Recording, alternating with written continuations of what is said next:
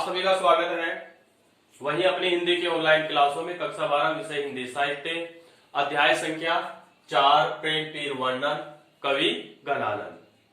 आज हम पद संख्या 4 की यहाँ पर व्याख्या देखेंगे। इससे पूर्व के वीडियो में 3 पदों की हम व्याख्या देख चुके थे। ठीक है भाइयों, अब यहाँ पर ये कविता है या सवैया है, इसकी पहले हम जांच कर लेते हैं। देखिए 1 2 3 4 5 6 7 8 9 10 11 12 13 14 15 16 17 18 19 20 21 22 23 यानी 22 से 26 तक वर्ण होते हैं। वो क्या होता है? सवैया छंद होता है। सवैया छंद, तो ये कौन सा है? सवैया छंद है। वियोग श्रृंगार रस है, इसमें ध्यान सुन लेना पहले। ठीक है, अब पहले इसको पढ़ लेते हैं। 4 लाइन है, ठीक है, सवैया की। और जो अंत में होता है इसमें 2 गुरु होते हैं। देखो ये गुरु है, ये गुरु है, ये गुरु है, ये गुरु है, ये गुरु है, ये गुरु है, ये गुरु है, ये गुरु है। ठीक है, तुकांत जिसे तुक भी बोलते हैं। मोही, दोही, बटोही, मोही, इसे तुक बोलते हैं। ठीक है, अब पहले पढ़ते हैं इसको। मीत सुजान अनीत करो, जिन हां हां न हूजिए, मोही अमोही, दीठी को और कहूं नहीं ठोर, फिरी द्रग रावरे रूप की दोही, एक विसास की टेक गहे लगी, आस रहे बसी प्राण बटोही, हो आघन आनंद जीवन मूल दई, कित प्यासनी मारत मोई। अब कठिन शब्द आता है वो देख लेते हैं। मीत का अर्थ हो जाएगा मित्र। ठीक है, सुजान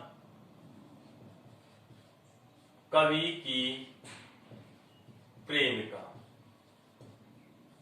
दूसरा अर्थ होता है सज्जन। अनीत का अर्थ हो जाएगा भाई अन्याय। करो, करो मीन्स करो, जिन मत, हो न हूजे, न हूजे, न का मतलब नहीं और हूजे का मतलब मत। मोही मोहित करके,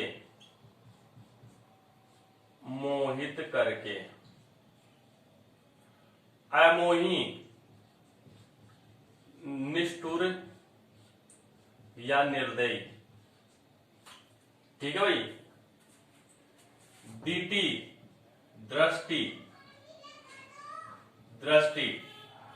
को और को का बोलेगा और का और कहूं नहीं ठोर। कहूं का मतलब कहीं, नहीं का मतलब नहीं, ठोर का मतलब होता है स्थान। कहीं पर भी मेरी आंखों को स्थान नहीं है। फ्री फिर से द्रग नेत्र या आंखें, नेत्र या आंखें। रावरे का अर्थ होता है आपके।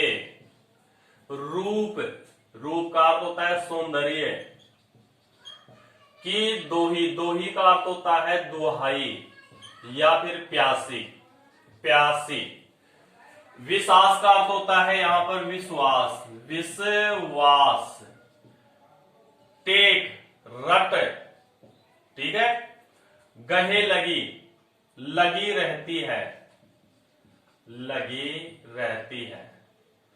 आस का अर्थ हो जाएगा यहां पर आशा। बसी, बसी का अर्थ होता है निवास। प्राण बटोही,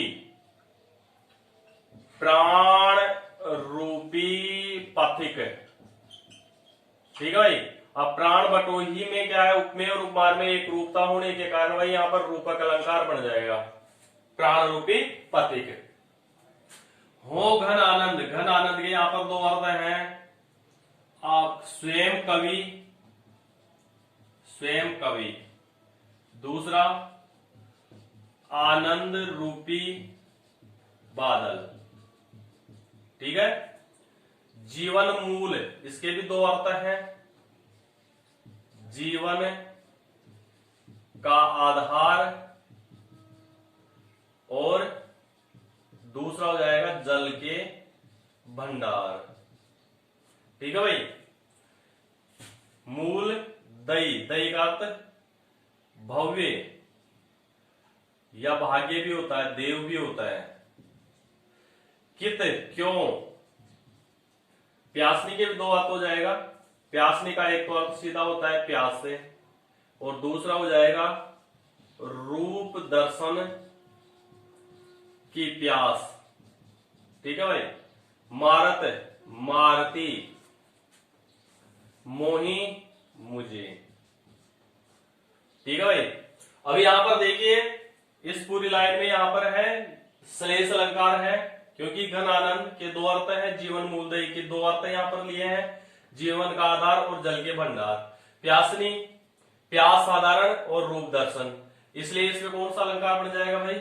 श्लेष अलंकार बन जाएगा, जहां एक ही शब्द के भिन्न भिन्न अर्थ प्रकट हो, चिपका हुआ। ठीक है। अब घन आनंद में दो अर्थ चिपके हुए हैं, स्वयं कवि है और आनंद रूपी बादल है। ऐसे जीवन मूल में जीवन का आधार और जल के भंडार है। ठीक है। यमक में क्या होता है? भिन्न अर्थ किंतु समान शब्द की आवृत्ति होती है, और यहाँ एक ही शब्द के भिन्न भिन्न अर्थ निकलते हैं, वहां श्लेष अलंकार होता है। तो यहाँ पर रूपक आ गया और यहाँ पर श्लेष आ गया। वियोग श्रृंगार रस इसमें है ही, और सवैया छंद है। ठीक है। अब इसकी व्याख्या देखते हैं। प्रस्तुत पद में कवि घनानंद अपनी प्रिय सुजान को उपालंब देता हुआ कहता है। क्या देता है? उपालंब देता हुआ कहता है।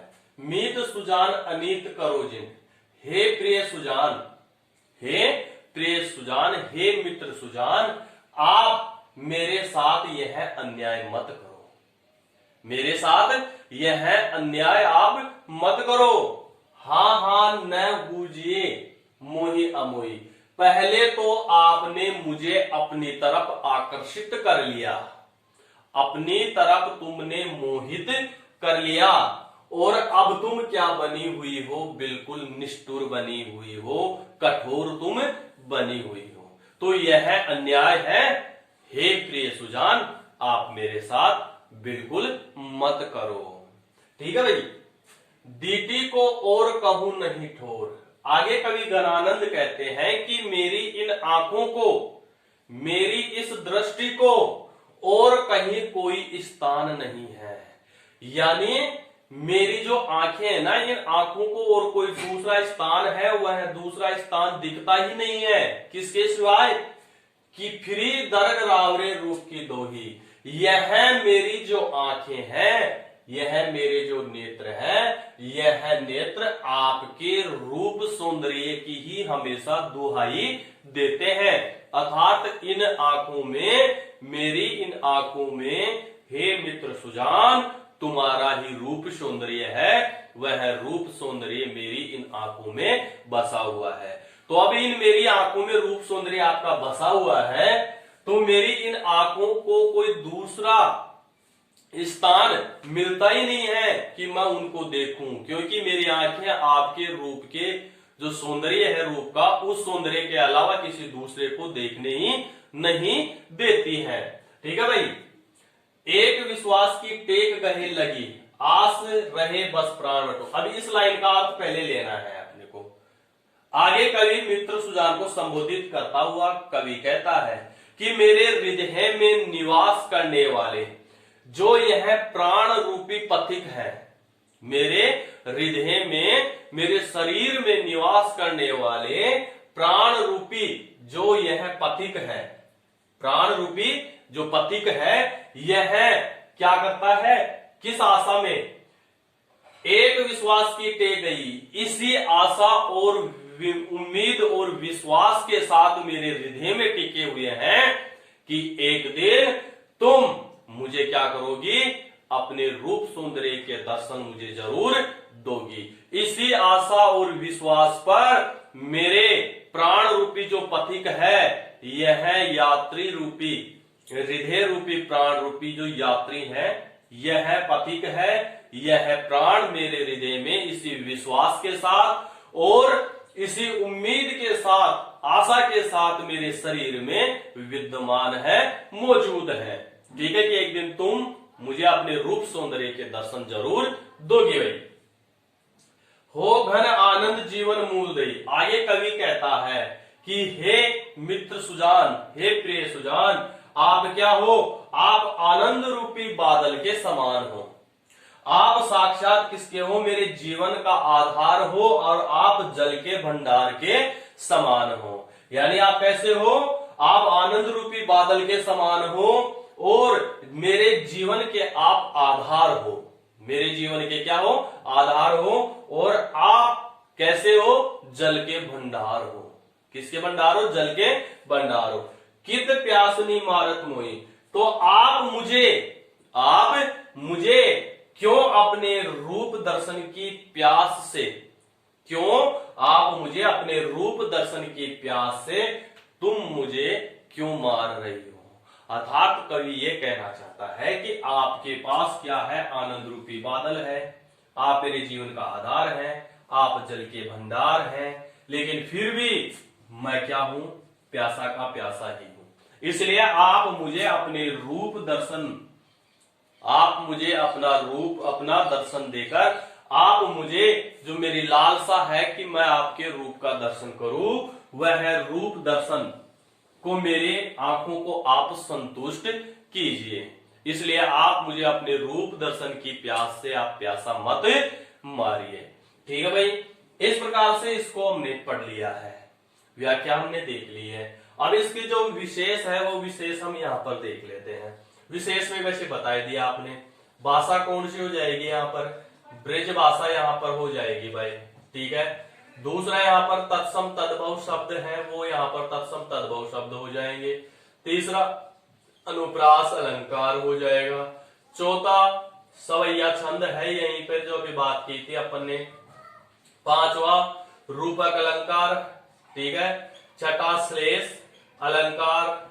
सातवां यहाँ पर वियोग श्रृंगार रस है, वियोग श्रृंगार रस है। इस प्रकार से हमने इसका विशेष यहाँ पर देखा है।